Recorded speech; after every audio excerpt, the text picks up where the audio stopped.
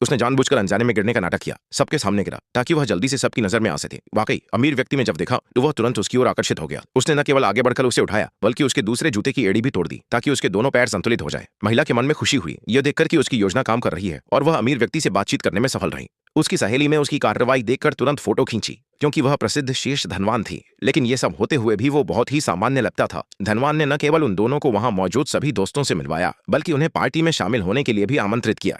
यहाँ हर कोई बहुत ही गर्मजोशी से भरा हुआ लग रहा था। वे धनी व्यक्ति जैसी भंगिमा नहीं अपना रहे थे बल्कि बहुत ही दोस्ताना तरीके से दोनों के साथ हंसी मजाक कर रहे थे।